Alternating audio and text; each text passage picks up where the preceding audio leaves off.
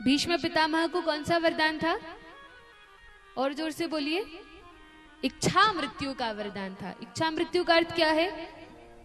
कि जब इच्छा होगी तब हमारे प्राण जाएंगे, जितना जीना चाहे उतना वे जीवित रह सकते हैं। तो इच्छा मृत्यु का वरदान था। अब किसी व्यक्ति को इच्छा मृत्यु का वरदान हो और कोई समझदार व्यक्ति हो तो क्या करेगा?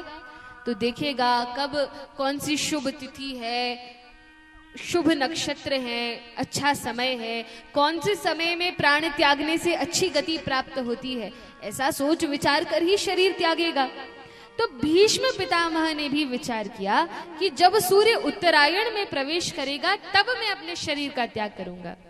अब इसके भी दो अर्थ हैं। एक तो अर्थ है जब मकर संक्रांति का वो समय होता है, सूर्य 6 महीने के लिए उत्तरायण में प्रवेश करते हैं, उस समय जो व्यक्ति अपने शरीर का त्याग करता है तो वह उच्च गति को प्राप्त होता है, उसकी अधोगति नहीं होती।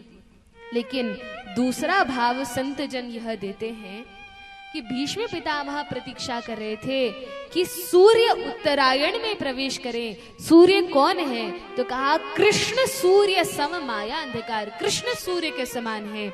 और वे प्रतीक्षा कर रहे थे कब कृष्ण रूपी सूर्य उत्तरायण अर्थात उत्तरा के गर्भ में प्रवेश करके पांडवों के अंतिम अंश परीक्षित की रक्षा करें, और तब यह निश्चित हो जाएगा कि पांडव वंश हस्तिनापुर सुरक्षित है।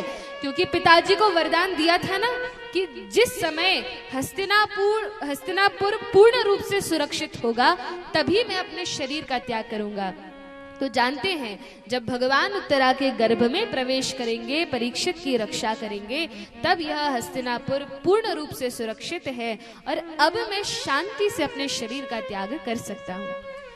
अब प्रतीक्षा कर रहे थे कि कब भगवान आए, भगवान का दर्शन हो और मैं अपने शरीर को त्यागूं। मृत्यु के समय व्यक्ति का जो भाव होता है, जो चिंतन होता है, जो उसके मन में चल रहा होता है, उसी के अनुसार, उसी के अनुरूप उसको अगला जीवन प्राप्त होता है। और यदि अंत समय में भगवान का स्मरण हो अथवा भगवान का दर्शन हो अथवा भगवान का नाम कानों में पड़ रहा हो तो क्या होता है? तो कहा अंत काले चमामेव स्मरण मुक्त्वा कलेवरम यह प्रयाति समद्भावम याति नास्त्रयत्र संशयः।